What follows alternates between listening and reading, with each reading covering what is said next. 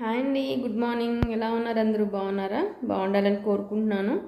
యాక్చువల్గా ఈరోజు నేనైతే మీకు ఒక టాపిక్తో ముందుకు వచ్చాను. ఇది చెప్పడానికి నాకు చాలా హ్యాపీగా ఉంది and at the same time కొంచెం పెయిన్గా కూడా ఉంది. బట్ కానీ అలా ఉండటమే కరెక్ట్. జస్ట్ అదేంటి అంటే నేను ఒక సైడ్ వీడియోస్ కోసం విలేజ్ సైడ్ అలా వెళ్ళినప్పుడు నాకు ఒక బాబు అయితే కనిపించాడు. తను వచ్చేసి ఒక 13 ఇయర్స్ ఉంటాయి అంతే. సో తను ఏంటంటే పేపర్స్ మీద జస్ట్ చిన్న చిన్న బొమ్మలు అవేసి, అంటే తనకున్న నాలెడ్జ్తో బొమ్మలు వేసి అయితే పేపర్స్ ఇచ్చి ప్లీజ్ ఒక 10 రూపాయలైనా ఇచ్చి పేపర్ తీసుకోండి అంటూ అయితే అమ్ముతూ కనిపించాడు. నాకు ఫస్ట్ అసలు అర్థం కాలేదు, ఏంటి ఇలా పేపర్ మీద ఇలా వేస్తున్నాడు ఇస్తున్నాడు అనుకున్నాను. సో ఒకసారి క్లారిటీ తీసుకుందాం అనేది దగ్గరికి వెళ్ళి, ఏంటమ్మా ఇలా వేస్తున్నావు ఇలా ఇస్తున్నావు ఏంటి అని అయితే అడిగాను. సో తను ఏం చెప్పాడంటే, ఆంటీ తీసుకోండి ప్లీజ్ ఆంటీ అని అయితే అన్నాడు. అసలు ఎలా వేస్తున్నావు, చాలా చక్కగా వేస్తున్నాడు నిజంగా. జస్ట్ ఒక చిన్న పెన్సిల్స్, కలర్స్ కూడా ఏం లేవు, జస్ట్ అలా యూస్ చేశాడు.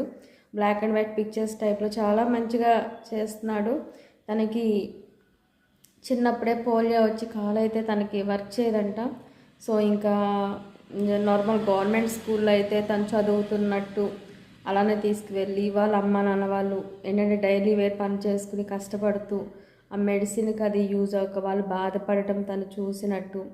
సో దానివల్ల నేను కూడా అమ్మ వాళ్ళకి ఏదో ఒకటి హెల్ప్ చేయాలి, ఏదో ఒకటి చేయాలి, కనీసం నా ముందు ఖర్చులకైనా నేను సంపాదించుకోవాలని నాకే అనిపించింది. అమ్మ వాళ్ళకు తెలిస్తే ఒప్పుకోరు, బాధపడతారు. సో అందుకని ఇట్లా రోడ్డు మీద దగ్గరలో అమ్మ వాళ్ళ చేలో పనులకు వెళ్తారు కాబట్టి నాకు ఇలా చిన్నప్పటి నుంచి డ్రాయింగ్ వచ్చు, నేను ఇలా వేస్తాను. సో అందుకని నేను ఇలా బుక్ తీసుకున్న దాని మీద నాకు వచ్చిన బొమ్మలు అయితే వేసి ఎవరైనా చిన్నపిల్లలు చూసుకోవడానికి ఇస్తున్నాను ఆంటీ, ఒక 10 రూపీస్ ఇలా తీసుకుంటాను ప్లీజ్ ఆంటీ, ఒక 2-3 తీసుకోండి అంటూ తనైతే చెప్పాడు. నాకైతే నిజంగా అసలు నమ్ముతారో లేదో కానీ కళ్ళల్లో నీళ్ళైతే ష్యూర్గా వచ్చినాయి. అంటే ఆ అబ్బాయి డెడికేటెడ్కి నాకు అలానే ఉండాలి పిల్లలంటే అనిపించింది.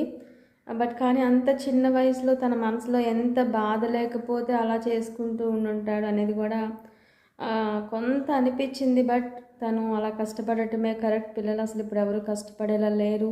కష్టపడే వాళ్ళని చూసి కూడా చులకనగా చూసే సిచ్యువేషన్ ఉంది.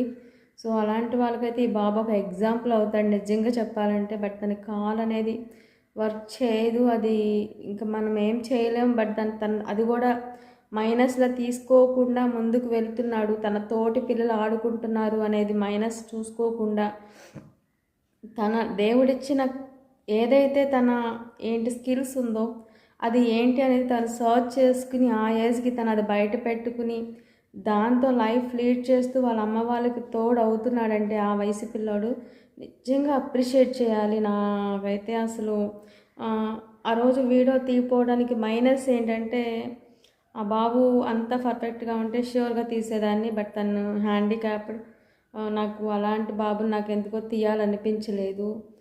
సో నిజంగా నాకు హార్ట్ టచింగ్ అనమాట అది మాత్రం. బాబునైతే నేను మర్చిపోలేను, నిజంగా చాలా అనిపించింది. నేను ఈ వీడియో చెప్పడానికి కూడా నాకు 3 డేస్ టైం పట్టింది. ఎందుకు అంటే చాలా ఎమోషనల్ అయిపోయాను నేను ఆ బాబుని చూసి. జస్ట్ చెప్పేటప్పుడు కూడా నేను సరిగా చెప్పలేనేమో అనే దాంతో టైం తీసుకున్నాను అనమాట కొంచెం. సో ఆ బాబుకైతే ష్యూర్గా అందరి బ్లెస్సింగ్స్ ఉండాలి, తన ఫ్యూచర్లో మంచిగా వెళ్ళాలైతే అందరం కోరుకుందాం. ఏమంటారు? Thank you.